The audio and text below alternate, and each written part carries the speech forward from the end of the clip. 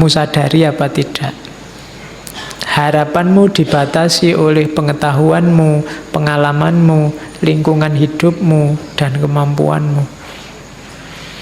Itu pasti. Tadi di depan ada teori bahwa harapan itu paradok. Tapi kalau ditambah doa, paradoknya bisa hilang. Kenapa? Kalau harapan tidak terpenuhi, bagi yang punya Tuhan gampang. Tuhan belum mengizinkan.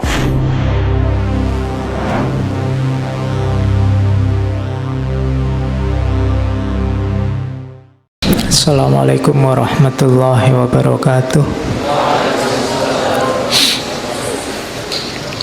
Bismillahirrahmanirrahim. Alhamdulillahi rabbil alamin. Wa bihi nasta'inu ala umurid dunya waddin. Allahumma sholli wa sallim wa barik ala habibina wa syafi'ina sayyidina wa maulana Muhammadin wa ala alihi wa ashabihi wa man tabi'ahum bi ihsanin ila yaumiddin. Bismillah, kita mulai ngaji kita. Oke, ini tema yang universal, di banyak filosof ada. Cuma tidak mungkin saya ngomong semuanya, makanya saking banyaknya filosof yang ngomong harapan, saya ambil saja tanpa tokoh. Ya intinya harapan itu, selama kalian masih mau hidup, sebenarnya masih punya harapan. Tapi saya tidak mau hidup, Pak. Saya ingin mati saja. Ingin mati itu ya harapan. Terus selain itu, harapan juga di teori yang lain disebutkan lahir oleh situasi hidupmu, termasuk dari masyarakat. Jangan dikira harapan-harapanmu itu hasil pikiran dan pilihanmu sendiri. Secara tidak sadar sebenarnya masyarakat sekelilingmu, mulai orang tua, guru, teman, tetangga, ikut menentukan harapan-harapan hidupmu. Jadi ada programming dari masyarakat sekitarmu. Maka jangan gaya, jangan merasa bahwa saya ini bebas loh Pak, cita-citaku, keputusanku sendiri, enggak. Di situ ada ilustrasinya, biasanya anaknya pedagang itu ya mentalnya dagang dan cepet. Kalau disuruh berharap untuk dagang, anaknya guru juga begitu, anaknya pemikir juga begitu biasanya. Jadi cita-cita, harapan itu mix antara fitrah individu, kebutuhan masing-masing orang, plus programming dari masyarakatnya. Jadi teori ini mau bilang bahwa setiap orang harus sadar sebenarnya kebebasan mutlak untuk manusia itu tidak ada. Kamu yang merasa bebas sebenarnya tidak bebas juga. Masyarakatmu pasti mempengaruhi ekspektasi dan harapanmu, bukan keinginanmu sendiri. Ketidaksadaran ini nanti sering membuat orang jadi patah hati, stres, depresi, konflik. Jadi harapan itu darimu dipengaruhi oleh masyarakat, didorong oleh kebutuhan. Terus apa mainnya harapan, pentingnya harapan dalam hidup kita? Ya, kalau ini sebenarnya tidak perlu dijelaskan, kalian sudah tahu. Ini menegaskan arah dan orientasi hidup, meningkatkan kemampuan menghadapi kesulitan. Itu ada, saya kutipkan sebuah quotes dari Biksu Thich Nhat Hanh, dari ini biksu Zen Buddhisme dari Vietnam. Dia punya torekot kalau bahasa Islamnya ya. Dia punya order of interbeing. Jadi kita kan selama ini interreligius, interrelasi, dia punya order of interbeing. Jadi tidak cuma sesama manusia, sesama makhluk, tapi saling berhubungan dengan segala yang ada. Katanya Thich Nhat Hanh, hope is important. Harapan itu penting sebab dia akan membuat momen saat ini tidak terlalu sulit untuk ditanggung. Kalau kita percaya bahwa besok lebih baik, kita akan bisa menanggung beratnya hidup hari ini. Itu enaknya punya harapan. Jangan putus harapan dengan situasimu, dengan kondisimu, kondisi negaramu, kondisi agamamu. Ketika kamu tidak putus harapan, seberat apapun yang kamu tanggung hari ini, rasanya akan ringan. Kenapa? Tenang aja, besok enak kalau harapan kita terpenuhi. Kalau tidak terpenuhi, berharap lagi. Selama kamu masih punya harapan, masih enak. Hidupmu kiamat kalau kamu sudah tidak punya harapan. Jadi, tanggunglah kesulitan hari ini dengan harapan. Jadi solusinya gampang. Kamu tidak punya uang, nggak apa-apa, sumpek sekarang. Bayangkan besok ini puasanya, besok kamu kaya raya. Itu kan kamu lebih enteng nanggungnya sekarang. Kamu jomblo sekarang tidak apa-apa, bayangkan besok dapat yang terbaik, Nah, itu kan kamu jadi enteng. Pakai teori yang orang bilang biasanya kalau pacari gonta-ganti dapatnya yang jelek. Aku kan tidak punya pacar, mesti intuke sing apik misalnya.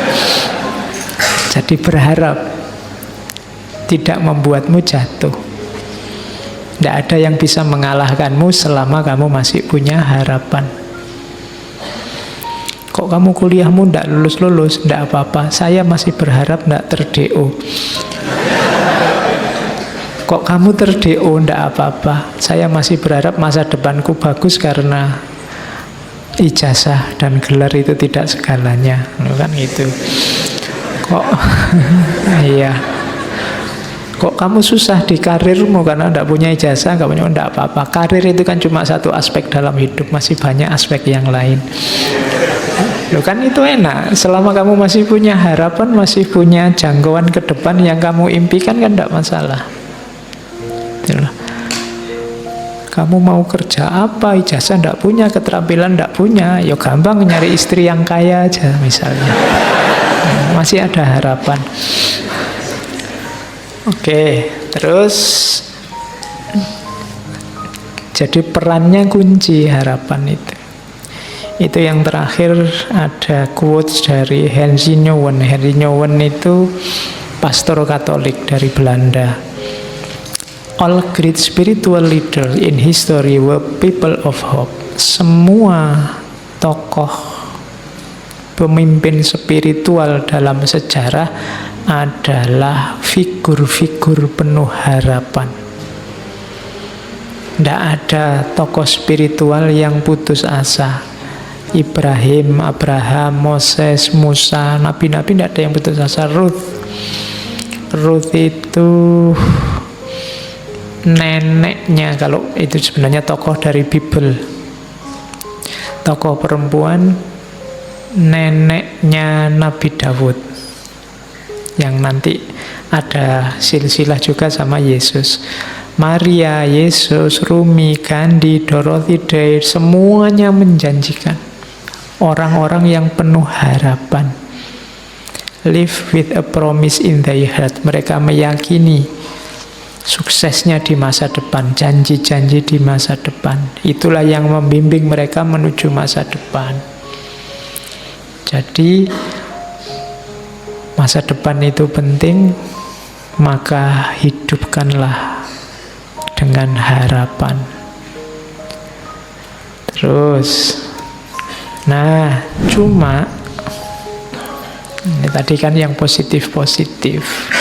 Ada teori lagi, Sebenarnya harapan itu sifatnya paradok. Harapan itu sumber kehidupan, cuma hati-hati. Kadang-kadang dia juga sumber kehancuran. Kenapa? Mungkin di sesi ngaji apa saya pernah bilang, hanya orang yang berharap yang bisa kecewa. Ya kan? Hanya orang-orang yang berkeinginan yang bisa gagal.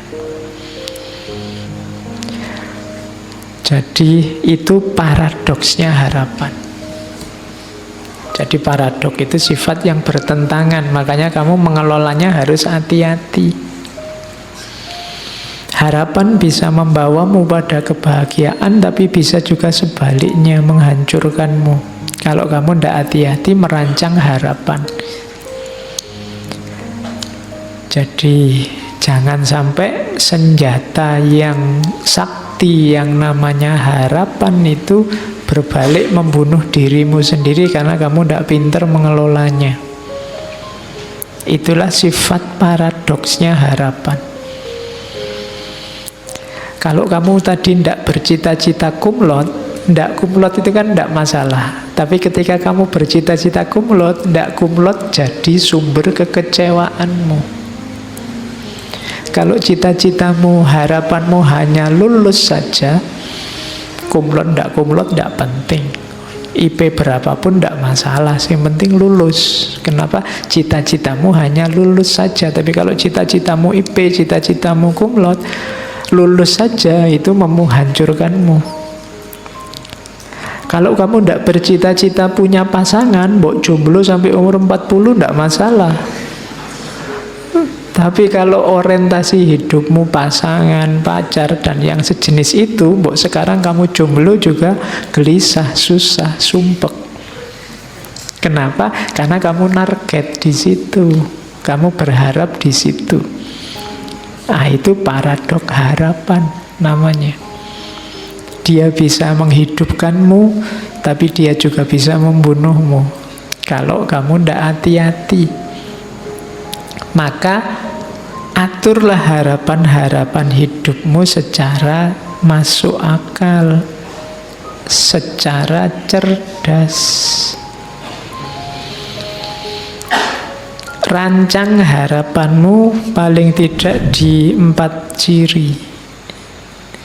Yang pertama, harapan, berharaplah sesuatu yang dapat kamu capai secara rasional. Jadi secara rasional itu berharap yang masuk akal saja. Kalau kamu sudah semester 14, targetnya sudah nggak usah mikir kumlot-kumlot, sing penting lulus. Itu yang rasional.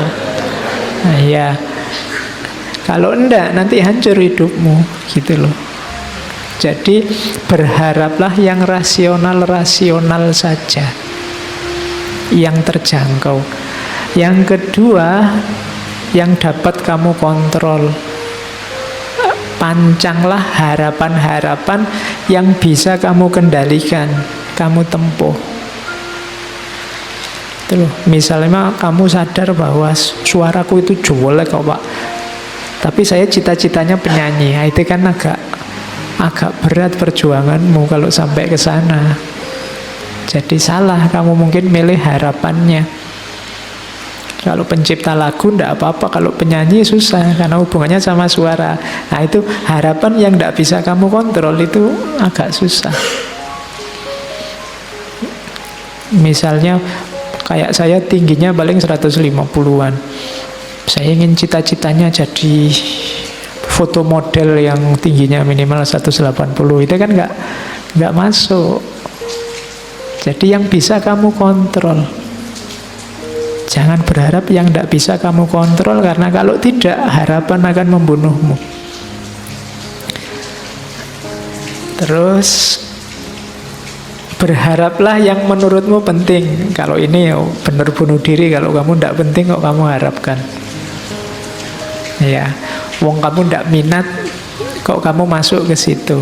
Nah, itu agak bunuh diri. Jadi berharaplah hal-hal yang penting-penting saja,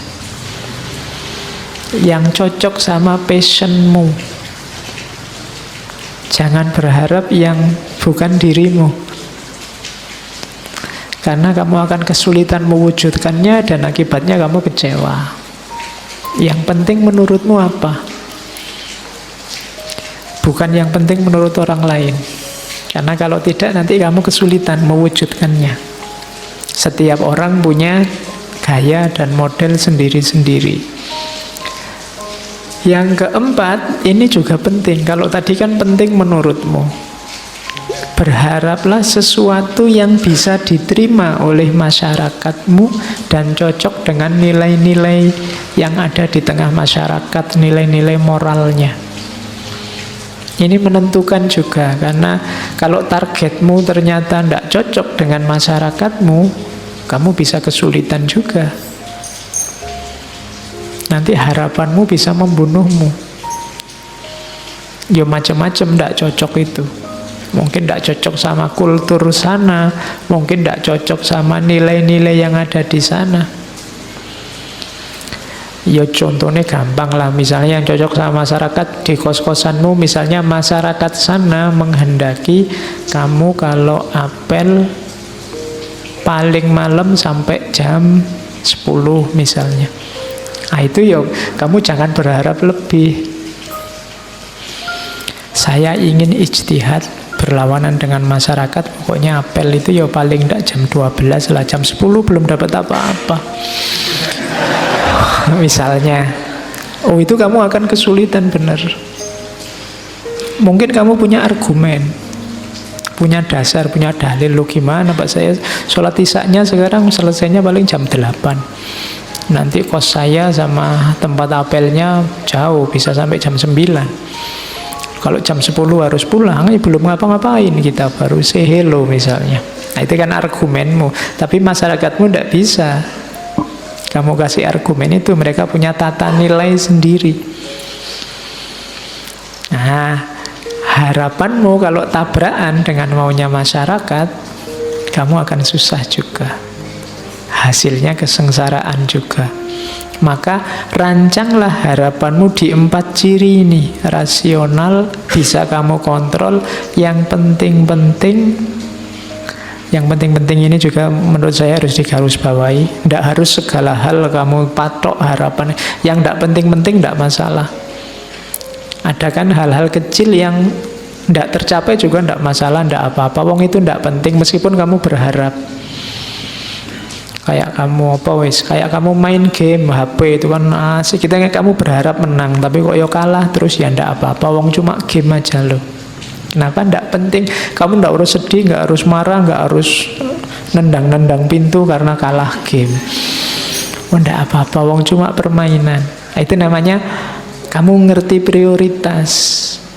Mana yang penting, mana tidak penting. Ya semuanya kamu harapkan. Misalnya teh ini.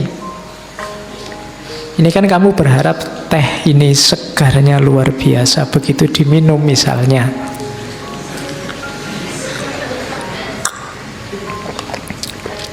Biasa ya, misalnya itu kan kamu kecewa, tapi ya ndak apa-apa, wong ini ndak prioritas kok. Meskipun tadi aku berharap kan ndak masalah, ndak penting. Beda tadi sama urusan kuliahmu, sama urusan masa depanmu, itu kan jauh yang lebih penting. Jadi berharap, patoklah yang kamu anggap penting-penting saja. Dan yang terakhir, hati-hati dengan norma-norma dan nilai-nilai di tengah masyarakat.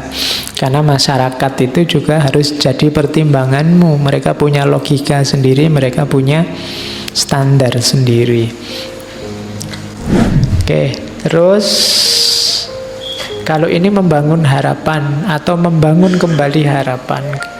Tadi kan punya cita-cita kok terus gagal, despair. Nah, kalau ini dibangun lagi yuk, biar kamu tetap bisa berharap. Yang pertama apa? Goal setting. Ayo ditegaskan lagi, kamu ingin apa sih? Itu namanya goal setting. Kamu ingin mengharapkan apa? Cita-citamu apa?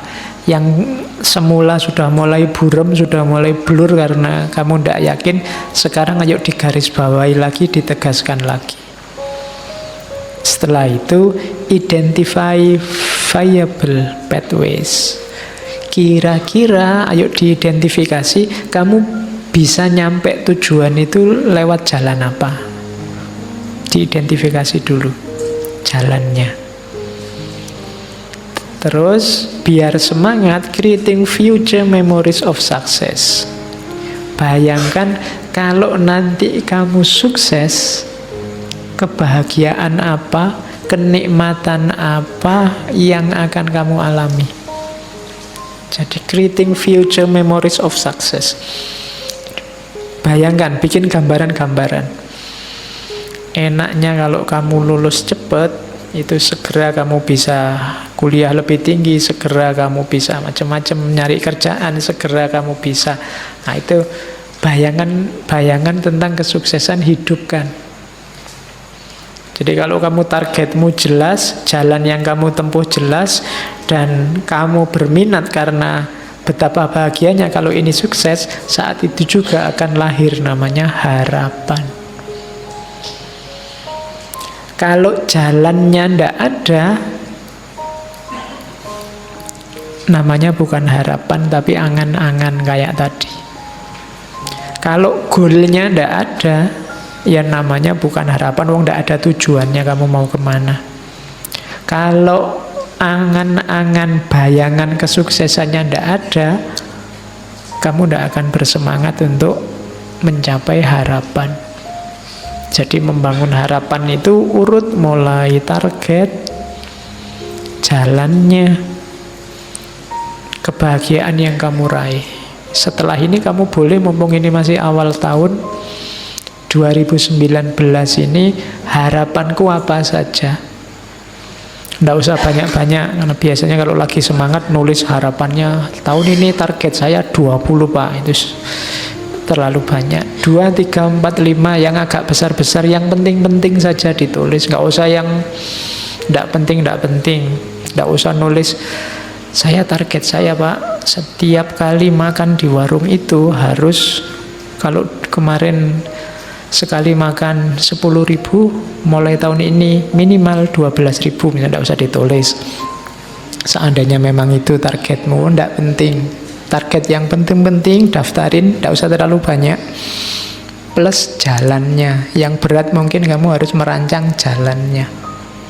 Untuk bisa ke sana Pak, saya harus menyisihkan waktu, saya harus menyisihkan uang, saya harus tiap malam melakukan ini, tiap pagi melakukan ini. Itu jalan namanya. Sambil kamu hidupkan terus bayangan-bayangan kesuksesannya. Nah itu awal dari hidup yang penuh harapan. Terus yang mempengaruhi harapan itu jelas dukungan sosial, religiositas, kontrol. Kalau masyarakat sekeliling mendukung harapanmu, cita-citamu lebih mudah. Orang tua, saudara, guru, dosen itu bisa mendukung, bisa kamu manfaatkan untuk mewujudkan harapan. Yang kedua, religiositas. Ini juga bisa mempengaruhi, bisa mendukung. Kepercayaanmu pada Tuhan itu kan mendukung kamu. Mungkin kamu agak merasa kurang mampu, tapi dengan Allah bisa menolong, ada Tuhan yang bisa membantu. Itu kan bisa mempengaruhi harapan. Kalau orang yang tidak kenal Tuhan atau tidak percaya Tuhan, apa-apa kan disandarkan dirinya, sementara manusianya terbatas, banyak kekurangan. Nah itu lebih susah, tapi karena kita punya Tuhan lebih mudah. Kemudian kontrol, kemampuan kita mengontrol harapan, itu juga mempengaruhi harapan kita. Ada batasnya harapan itu ya, kamu sadari apa tidak? Harapanmu dibatasi oleh pengetahuanmu, pengalamanmu, lingkungan hidupmu, dan kemampuanmu. Itu pasti. Kenapa kamu mengharapkan itu? Ya karena itu yang kamu tahu, itu yang kamu bisa, itu yang pernah kamu alami. Kamu sadari atau tidak? Itulah batasnya harapan sebenarnya. Yang kedua, batasnya harapan itu usahamu. Maksudnya usaha itu apa? Setinggi apapun harapanmu, sejauh apapun harapanmu, kuncinya tidak pada yang tinggi atau yang jauh itu, tapi pada usahamu. Jadi harapan itu penting, baik, tapi kuncinya ada di usahanya. Yang ketiga, kepercayaanmu pada dirimu sendiri, pada masyarakatmu, pada Tuhan. Itulah batas harapanmu. Jadi kalau ada yang tanya, apa Pak batasnya harapan itu? Ya pengetahuan, pengalaman, lingkungan, kemampuan, usaha, dan kepercayaan. Inilah yang membatasi, yang jadi pagernya harapan kita. Terus doa, kita masuk sebentar ke agama ya. Apa perannya doa? Pak, saya kan bisa berharap macam-macam, nanti ditambahi doa kan beres. Enggak, doa itu pendukung, penguat. Usaha itu yang mewujudkan. Kenapa harus ditambahi doa? Ini sebenarnya kajian psikologi agama.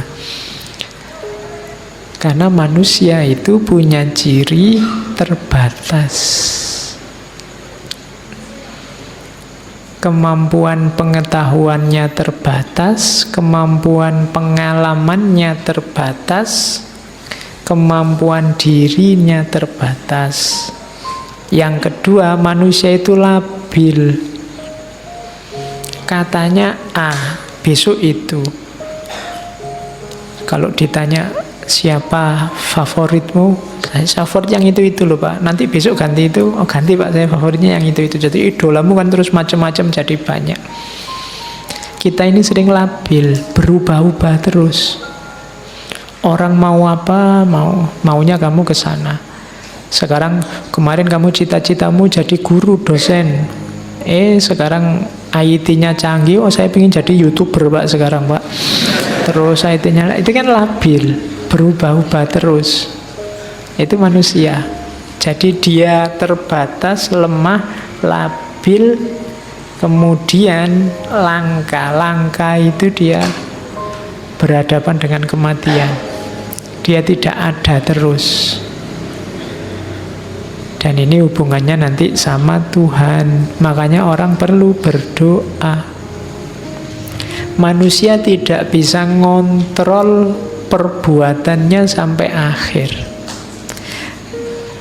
Yang saya bisa itu cuma minum.